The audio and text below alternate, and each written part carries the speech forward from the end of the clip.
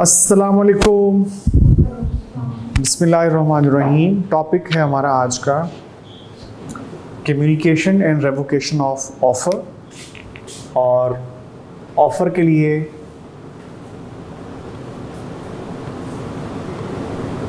हम एक alternative word भी इस्तेमाल करते आए हैं, प्रपोज़ल। तो इस तरह आप कह सकते हैं communication and revocation of offer और प्रपोज़ल। दो टॉपिक्स हैं बेसिकली, छोटे छोटे से, नन्हे मुन्ने, जैसे आप नन्हे मुन्ने बच्चे हैं, छोटे छोटे से माशाल्लाह, मासूम से, इनोसेंट से। तो टॉपिक की ये दो छोटे से टॉपिक्स हैं। पहला टॉपिक हमारा कौन सा है? Communication of offer. और दूसरा कौन सा होगा? Revocation of offer. तो स्टार्ट करते हैं कम्युनिकेशन से। क्या मतलब है वैसे by the way communication? Simple से अल्फाज में अगर मैं आपसे पूछूं कि जी कम्युनिकेशन का मतलब क्या है, सिंपल सादा से, कोई मैं आपसे डेफिनेशन नहीं सुन रहा, पहुंचा देना। कम्युनिकेट करने का मतलब क्या होता है? पहुंचा देना। तो कम्युनिकेशन ऑफ ऑफर का मतलब क्या बनेगा?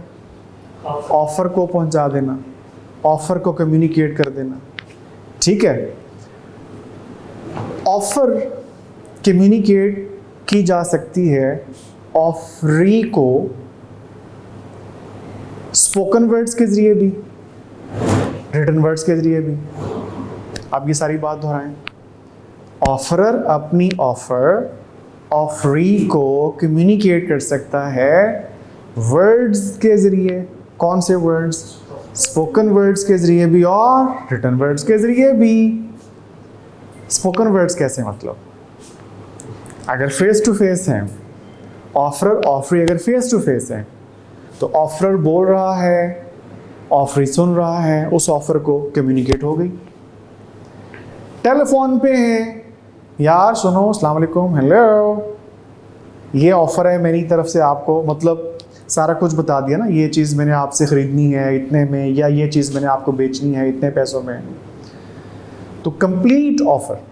फ़ोन पे भी आप कम्युनिकेट कर सकते हैं, और उधर से अगर उसने सुन लिया, समझ लिया, तो हम कहते हैं ऑफर कम्युनिकेट हो गई है। तो पहला तरीका आपके सामने क्या आ गया? ऑफर की कम्युनिकेशन का, बाय वर्ड्स। अब वर्ड्स में दो चीज़ें थी, कौन कौन सी वाली? स्पोकन वर्ड्स के जरिए। अब स्पोकन वर्ड्स में फिर आगे क्लासिफिकेशन आ गई थी, कौन सी? कि या तो हम फेस टू फेस हैं या फिर फ़ोन के ऊपर हैं, तो ये स्पोकन वर्ड्स। दूसरे वर्ड्स कौन से थे? Written words. मतलब क्या? जैसे कि लेटर के ज़रिए आपने ऑफ़र कम्युनिकेट कर दी, या कुछ आप बोलें, शाबाश, कम ऑन, ईमेल के ज़रिए, शाबाश, और टेक्स्ट मैसेज के ज़रिए, व्हाट्सएप के ज़रिए।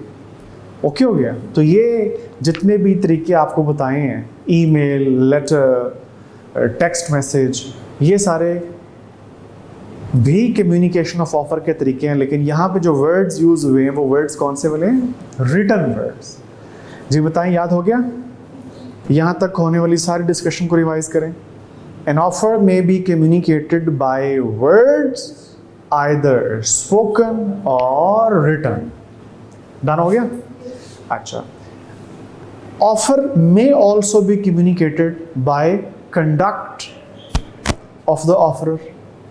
और ये वो बात है जो ऑलरेडी प्रीवियस लेक्चर्स के अंदर हमने पढ़ी भी हुई है, एग्जांपल मैंने आपको दी हुई है। यानी ऑफरर अपने कंडक्ट से, ऑफरर अपने एटीट्यूड से, अपने बिहेवियर से, अपने अमल से भी ऑफ़र कम्युनिकेट कर सकता है। गेस करें कौन सी एग्जांपल हमने क्लास में डिस्कस की थी? हाँ जी, शाबाश, गुड। कुली वाली एग्जांपल, जिसमें क्या कहा गया था कि जब आप ट्रेन से उतरते हैं, आपके पास लगेज है, सामान है, तो वहाँ पे खड़ा हुआ एक पोर्टर, कुली आपकी तरफ आता है और आपका सामान उठाने की कोशिश करता है। अब अगर आप उसके ऊपर कोई ऑब्जेक्शन नहीं करते, कोई एतराज़ नहीं करते, आप उसे ये नहीं कहते कि छोड़ दो भाई, मैं अपना सामान खुद उठा लूँगा, और चुपके से उसके साथ चल पड़ते हैं, तो अब in the eyes of law उस पोर्टर का, उस कुली का ये सामान उठाना, उसका ये अमल शो कर रहा है कि वो अपनी सर्विसेज ऑफर कर रहा है, वो अपनी सर्विसेज। तो ये ऑफर कौन से वाली है? वर्ड्स के जरिए दी गई है। ये ऑफर कंडक्ट के जरिए कम्युनिकेट की गई है। डन हो गया। और अगर किताब में अब आप एग्जांपल देखें जो लिखी हुई है, तो वो एग्जांपल एक लिखी हुई है शू शाइनर की। आप नोटिस करते होंगे कि कभी आप खाना खाने जाएं किसी मार्केट में,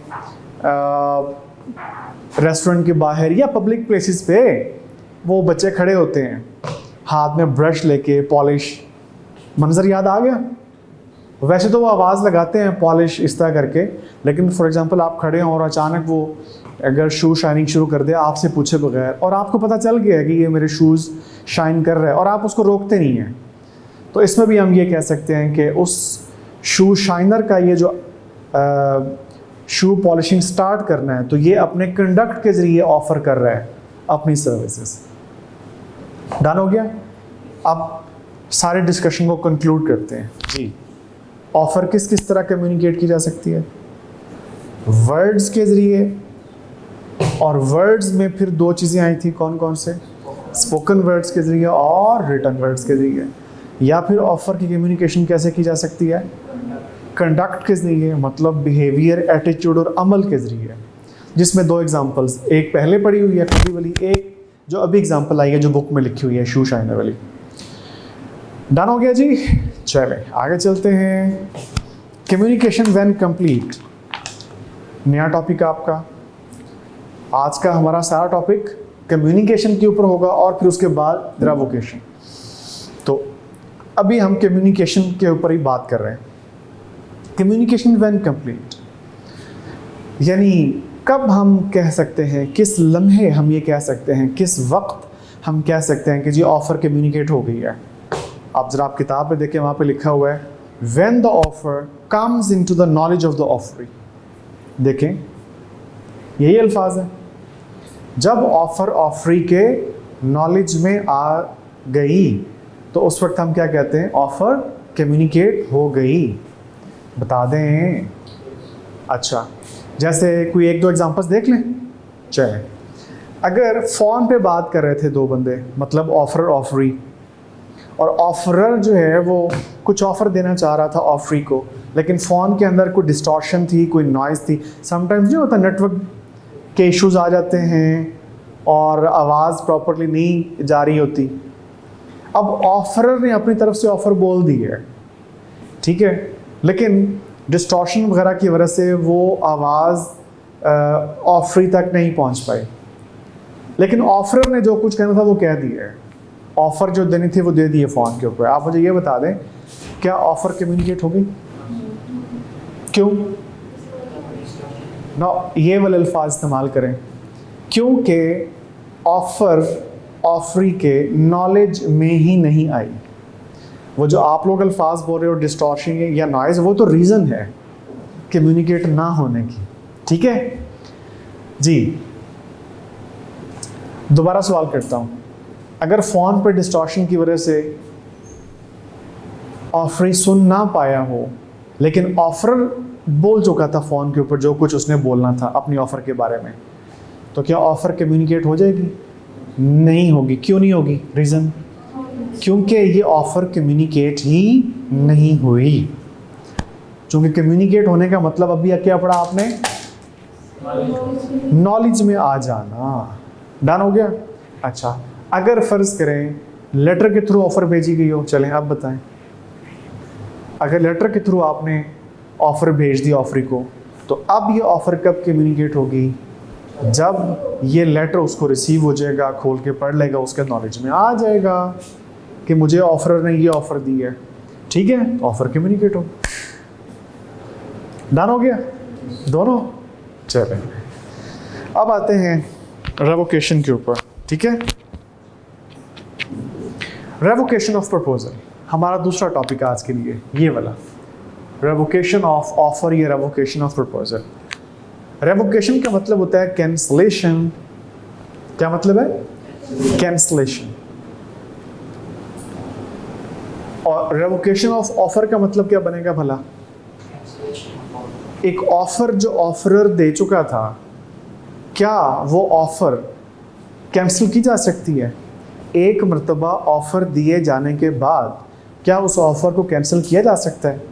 तो इसका जवाब है जी हाँ, बिल्कुल कैंसिल किया जा सकता है, लेकिन एक्सेप्टेंस से पहले। अगर तो आप फेस टू फेस हैं, आमने सामने बैठे हुए हैं, या फ़ोन पे डिस्कशन हो रही है और कोई डिस्टॉर्शन, कोई नॉइज़ नहीं है, ऑफरर ने ऑफ़र दी, ऑफरी ने सुन ली और उसने इमीडिएटली उसको रिस्पॉन्ड कर दिया कि डन जनाब, ओके, मुझे आपकी ऑफ़र एक्सेप्ट है।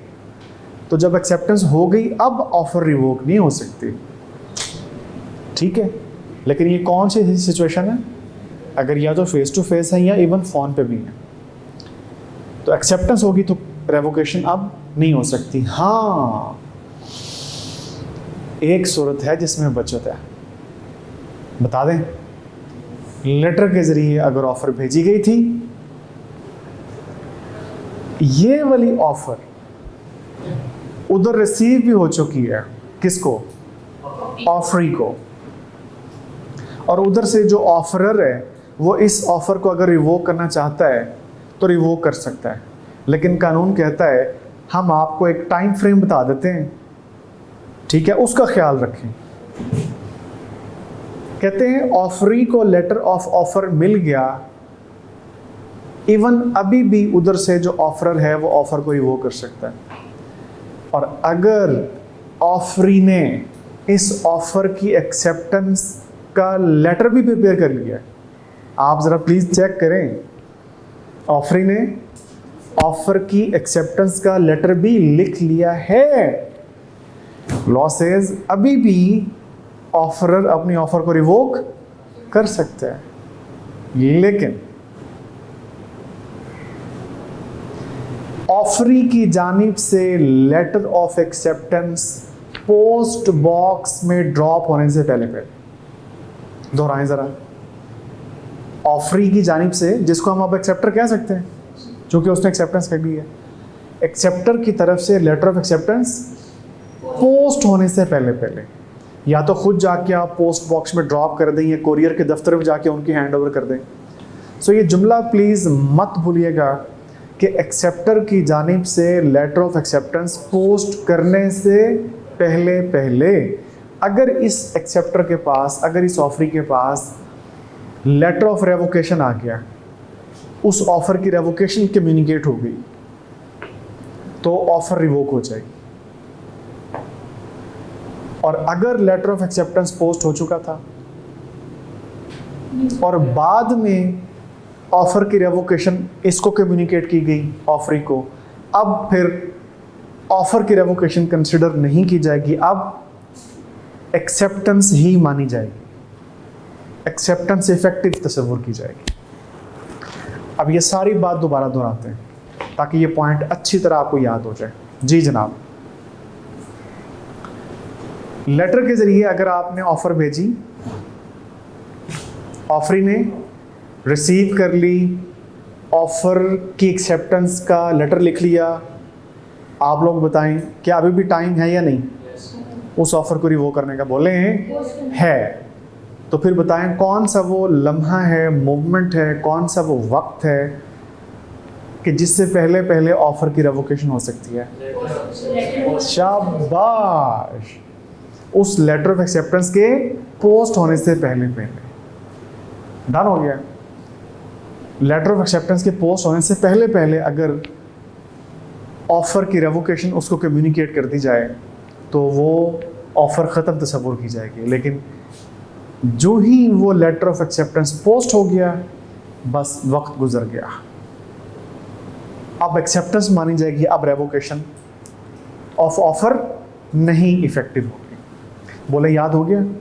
अच्छा, ये वाली चीज़ आगे जाके फिर आपने पढ़नी है, ठीक है? एक टॉपिक आएगा, गालिबन नेक्स्ट लेक्चर में आ जाएगा या उससे नेक्स्ट लेक्चर में आ जाएगा, तो वहाँ भी जाके हमने ये चीज़ दोहरानी है। लेकिन मैं कहता हूँ कि अभी इस मौके पे ही आप इसे अच्छी तरह याद कर लें। मफ़हूम मुझे बताइए, समझ आ गया? अब ज़रा किताब में देखें, किताब में अल्फाज जो लिखे हुए हैं वो लिखे हुए हैं कि a proposal may be revoked at any time before the communication of its acceptance is complete as against the proposer but not afterwards. ये जो अल्फाज लिखे हुए हैं ना कि before the communication of its acceptance as against the proposer, ये है वो चीज़ जो भी आपको बता रहा था मैं। अब आप हैरान होंगे, सर आपने जो बताया था वो तो बड़ा आसान था, लेकिन यहाँ पे कुछ अल्फाज मुश्किल लिखे हुए हैं। तो इससे आपने परेशान नहीं होना।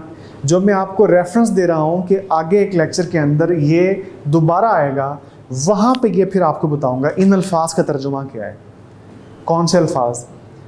ये before the communication of acceptance is complete as against the proposal, ठीक है। वहाँ पे जाके एक तो ये चीज़ दोहराई जाएगी और दूसरा इन अल्फाज को मैं ट्रांसलेट भी करूँगा। लेकिन मुझे सिर्फ इतना बता दें, जो मफहूम अभी आपको बताया वो क्लियर हो गया? चलिए, डन हो गया। टाइम समझ आ गया कि ऑफ़र की रेवोकेशन कब तक की जा सकती है। चलिए, गुड। अब ज़रा किताब में लिखी हुई एग्जाम्पल देख लें, दोनों एग्जाम्पल नंबर 17, एग्जाम्पल नंबर 18। अभी पढ़ें, शाबाश, ताकि जो टाइम जो अभी कॉन्सेप्ट आपको बताया है साथ ही आपको एग्जाम्पल के ज़रिए समझ भी आ जाए। शाबाश, रीडिंग करें। Example 17, example 18। जो कॉन्सेप्ट अभी आपको बताया उसी के ऊपर ये दोनों एग्जाम्पल्स हैं।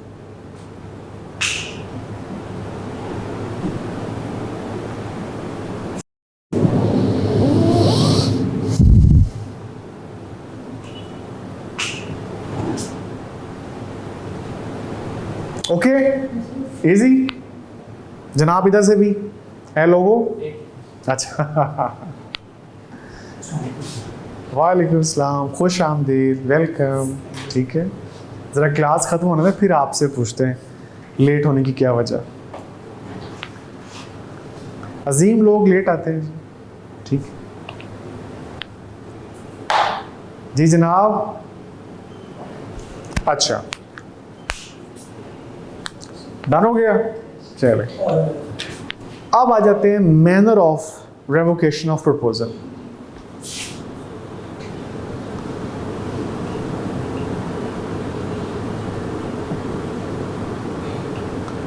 Manner of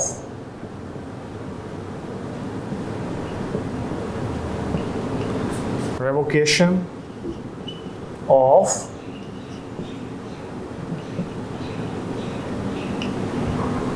proposal। किस किस तरह ऑफर रिवोक हो सकती है, कैंसिल हो सकती है, किस किस सिचुएशन में, किस किस सूरत में, किस किस अंदाज में, किस किस तरह। और क्या बताऊं उर्दू में क्या मतलब है मैनर का? किस तरह, किस तरीके से, किन सिचुएशंस में, किन केसेस में, कौन सी सूरतों में ऑफ़र क्या हो जाएगी, ख़त्म हो जाएगी, रिवोक हो जाएगी, कैंसिल हो जाएगी, ऑफ़र का वजूद नहीं रहेगा, offer will come to an end. चले, एक और जुमला आ गया। तो वो कौन से केसेस हैं? उनमें सबसे पहला मैनर है कि जो प्रपोजर है, बोले तो कौन? ऑफरर। खुद ऑफरर अपनी ऑफर को रिवोक करने का नोटिस भेज दे। किसको? ऑफरी को। लेकिन याद रहे, अगर इन राइटिंग है, मतलब लेटर वगैरह के जरिए है, तो फिर ये टाइम फ्रेम जो भी थोड़ी देर पहले मैंने बताया, स्ट्रिक्टली इसको फॉलो करना होगा। उम्मीद करता हूँ समझ आ गई आपको। तो आप अपनी ऑफ़र को अगर रिवोक करना चाहते हैं नोटिस के थ्रू, तो फिर उस टाइम फ्रेम के अंदर अंदर जो अभी अभी हमने सीखा उसका ख्याल रखना होगा, वरना नहीं। Number 2, by the lapse of time. और आगे पूरा जुमला है, ज़रा आप सुन लें पहले इसकी वजाहत, फिर बाद में यहाँ से रीडिंग करते हैं।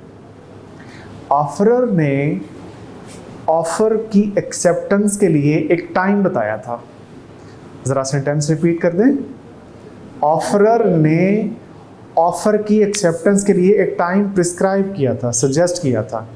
मतलब ऑफरर ने ये कहा था कि ऑफरी भाईजान, अगर आप मेरी इस ऑफ़र को एक्सेप्ट करना चाहते हैं तो इतने दिनों के अंदर अंदर आप इस ऑफ़र की एक्सेप्टेंस मुझे भेज दें।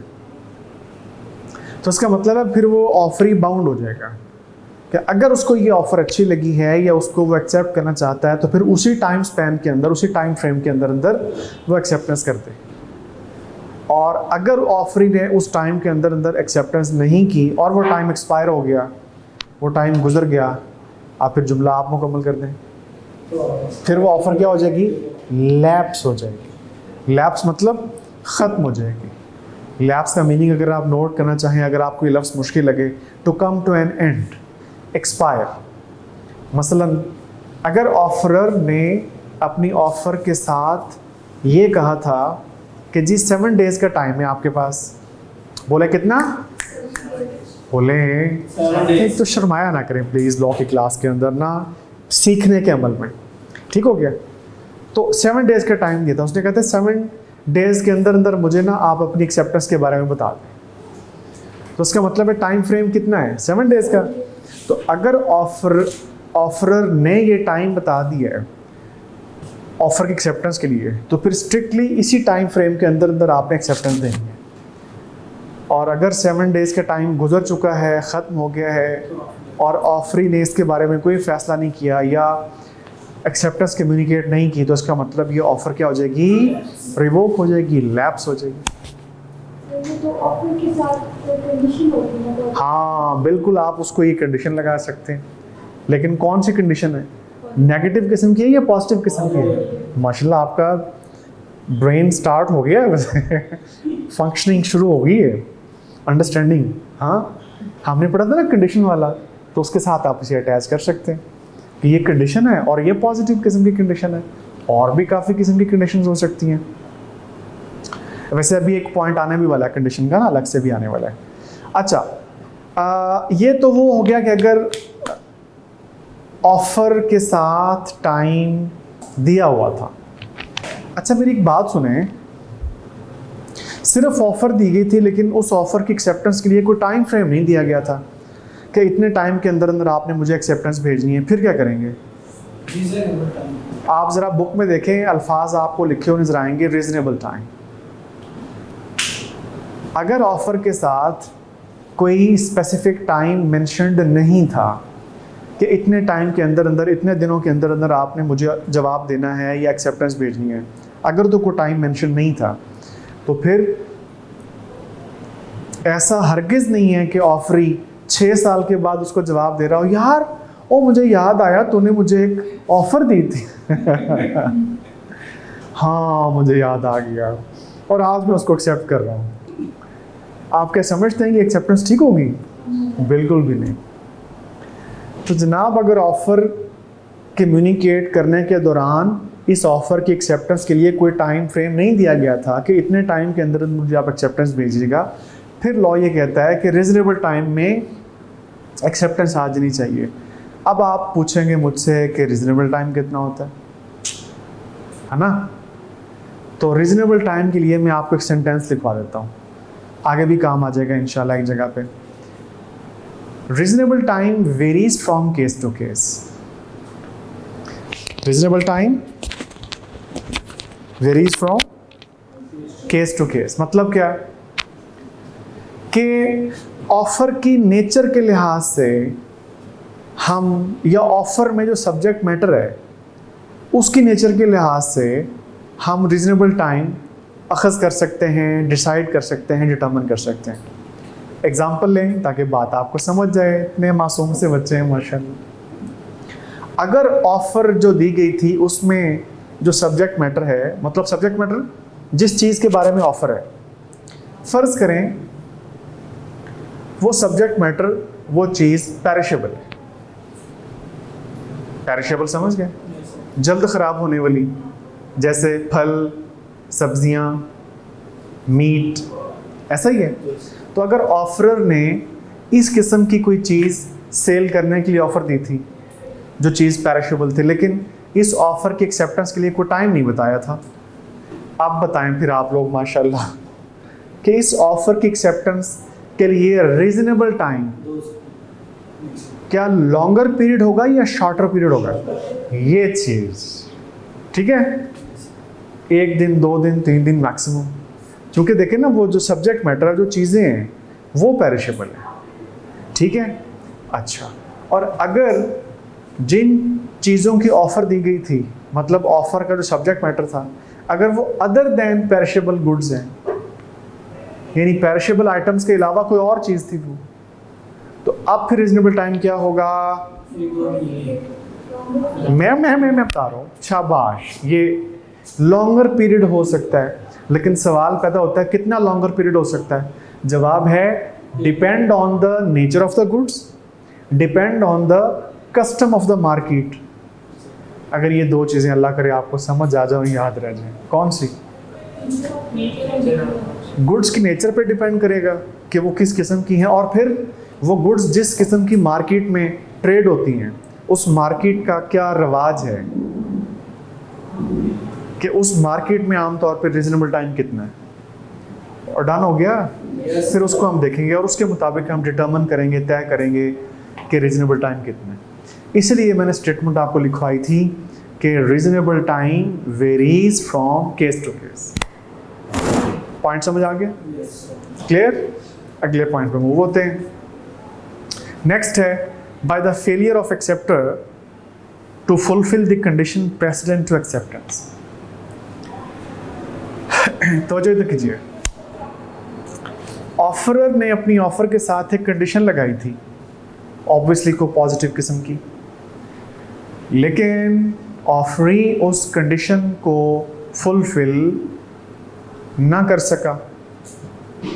तो ऑफरी की जानिब से अगर उस कंडीशन को फुलफिल नहीं किया गया तो इस सूरत में भी लॉ ये है कि जो ऑफ़र दी गई थी वो भी रिवोक तस्वुर की जाएगी, फिर कैंसल तस्वुर की जाएगी। एग्जाम्पल आ जाए? बोले हैं, ऑफरर ने कहा था कि ये जो मैं आपको ऑफ़र भेज रहा हूँ, ज़रूरी है कि आप अगर जवाब देना चाहें एक्सेप्टेंस की सूरत में तो वो ईमेल के थ्रू ही भेजिएगा। मुझे आप बता दें कंडीशन लगी कि नहीं लगी? ठीक है, तो इसका मतलब है कि अगर ऑफरी इस कंडीशन को फुलफिल नहीं करता और ईमेल की बजाय किसी और चैनल के थ्रू वो जवाब देता है, तो हम क्या कह सकते हैं कि जो कंडीशन अटैच की गई थी वो फुलफिल नहीं हुई?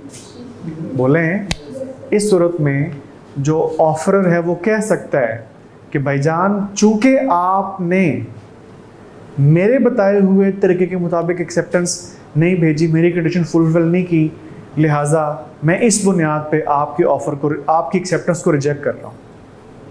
ठीक है, एक और एग्जांपल भी हो सकती है, जैसे ऑफरर अगर ये कहे कि मेरी ऑफ़र को वैसे तो एक्सेप्ट करना या रिजेक्ट करना आपका इख्तियार है, लेकिन अगर आप मेरी ऑफ़र को एक्सेप्ट करना चाहते हैं तो काइंडली जो पेमेंट मैंने आपको बताई है वो पेमेंट फ़कत कैश फॉर्म में कीजिएगा, मुझे चेक नहीं चाहिए, कोई और मोड ऑफ पेमेंट भी नहीं। किस फॉर्म में? बोले कैश फॉर्म में। ये भी क्या है? कंडीशन। अब अगर ऑफर को एक्सेप्ट तो करता है लेकिन कहता है मैंने कैश नहीं देनी, तो इसका मतलब वो कंडीशन फुलफिल नहीं कर रहा, लिहाजा ऑफर क्या हो जाएगी? रिवोक तस्वुर की जाएगी। ओके जी? अच्छा, लास्ट पॉइंट है मैनर ऑफ रेवोकेशन का, वो है बाय द डेथ और इंसैनिटी ऑफ द प्रपोजर। अगर ऑफरर ऑफर देने के बाद वफात पा गया या हो गया इनसेन, समझ गए? इनसेन, पागल हो गया यार पता नहीं कैसी ऑफर थी। अब मैं वर्ड नहीं बोलता जो आमतौर पे आप बोलते हैं, ठीक है भाई, किस किस्म की मनहूस ऑफर थी, चले मैं बोल ही कि बंदा ही ले बैठी। इससे पहले कि आप लोग सोचते रहे हैं कि पता नहीं क्या बोलना था, तो मैं खुद क्यों ना बोल दूँ, आपके माइंड को कंफ्यूजन से बचा लेना। ठीक है, तो किस किस्म की वो मनहूस ऑफर थी, बंदा ही ले डूबी। तो अगर ऑफरर ऑफर देने के बाद वफात पा गया या इनसेन हो गया, पागल हो गया, अनसाउंड माइंड हो गया, और ये बात ऑफरी को पता चल चुकी है और अभी उसने एक्सेप्टेंस नहीं की थी, बड़ी मेहरबानी आपकी, ज़रा पूरी तरतीब देखें। ऑफरर ने ऑफर दे दी, फौत हो गया या पागल हो गया, और इसका पता चल चुका है ऑफरी को कि वो फौत हो गया है या वो पागल हो गया है, और अभी उसने एक्सेप्टेंस भी नहीं की, तो ऑफर रिवोक हो जाएगी बिफोर एक्सेप्टेंस। डन। अब इसके साथ जुड़ी हुई अगली बात, इसी का दूसरा पार्ट, अगर ऑफरर ऑफर देने के बाद वफात पा गया या पागल हो गया और ऑफरी एक्सेप्ट कर चुका था और उसे इस बात का पता नहीं था, किस बात का, कि जनाब ऑफरर ठीक है फौत हो चुके हैं या पागल हो चुके हैं, उसको नहीं इस बात का मालूम था, वो एक्सेप्ट कर चुका था, तो इस केस के अंदर फिर कानून कहता है कि वो ऑफर रिवोक्ड नहीं होगी, बल्कि वो जो एक्सेप्टेंस हो चुकी है वो वैलिड है, और अब उसके ऊपर अमल करने के लिए जो मरहूम ऑफरर के जो लीगल रिप्रेजेंटेटिव्स हैं, जो उसके वारिस हैं, वो बाउंड हो जाएंगे। समझ आई? Please remember the words. अगर एक्सेप्टेंस हो चुकी थी और एक्सेप्टेंस के बाद उसको पता चला एक्सेप्टर को, तो अब ये कॉन्ट्रैक्ट बन चुका है, ऑफर रिवोक नहीं हुई, और कौन बाउंड है इस कॉन्ट्रैक्ट की परफॉर्मेंस के लिए? जो डिसीज्ड ऑफरर है। डिसीज समझ गया? डिसीज्ड जो मर गया हुआ है या जो पागल हो गया हुआ है, उसके जो लीगल एड्स हैं, जो उसके कानूनी वारिस हैं, उसका बेटा है या बेटी है या उसकी विडो है, बेवा, जो भी उसका कानूनी वारिस है, वो अब परफॉर्म करेंगे उस कॉन्ट्रैक्ट को। डन हो गया ये चीज़। अब इसमें एक एक्सेप्शन आएगी, लेकिन वो अभी मैं नहीं बताता आपको, वो आगे जाके जब टॉपिक आएगा ना डिस्चार्ज ऑफ कॉन्ट्रैक्ट का, वहाँ पे हम पढ़ेंगे कि एक सूरत ऐसी भी होती है कि जिसमें मरहूम के जो वारिस होते हैं वो परफॉर्म करने के लिए पाबंद नहीं भी होते, लेकिन वो जब आएगा तब पढ़ेंगे, अभी नहीं बता रहा आपको। अभी जितनी बात बताई है इतनी ही आप डाइजेस्ट कर लें। बताएंगे, समझ आ गया? डन। हाँ, जो कंडीशन प्रेसिडेंट में एक वर्ड, ये देखें, जो वर्ड प्रेसिडेंट है इसका मतलब होता है कोई ऐसी कंडीशन के जो किसी के साथ अटैच की गई हो और जिसका पूरा किया जाना ज़रूरी हो। ठीक है, जैसे ऑफर के साथ आपने कंडीशन अटैच की थी कि जी अगर आप जवाब देना चाहते हैं तो ईमेल के ज़रिए, तो इसका मतलब आपने ये ऐसी कंडीशन लगा दी है कि जिसका आप पूरा करना ज़रूरी है ऑफरी के लिए, तो ऐसी किस कंडीशन को हम क्या कहते हैं? कंडीशन प्रेसिडेंट कहते हैं, which is necessary to be followed. ठीक है, उसको बोलते हैं कंडीशन प्रेसिडेंट। ओके जी बच्चों। अच्छा, इसके बाद नेक्स्ट पेज पे आए। अच्छा, वैसे हम एग्जांपल साथ साथ करते आए हैं, लेकिन अब आपने ये जो बुक में लिखी हुई एग्जांपल्स है ये भी आपने करनी है। ठीक है, इसके बाद आ जाए एडिशनल पॉइंट्स हैं, आखिरी टॉपिक हमारा आज का।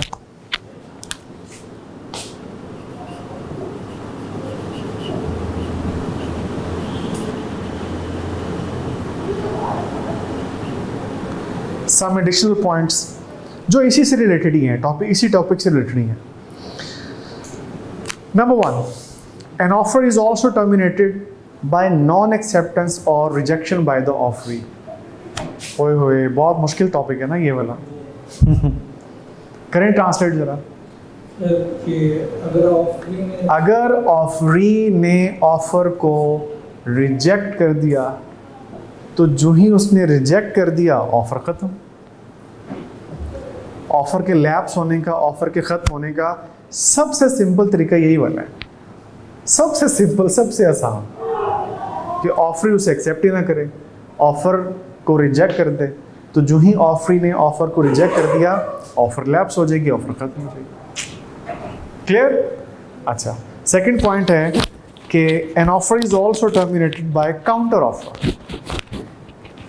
Very much important point from examination point of view। देखिए, एग्जाम्पल के जरिए ये बात हम समझते हैं बच्चों।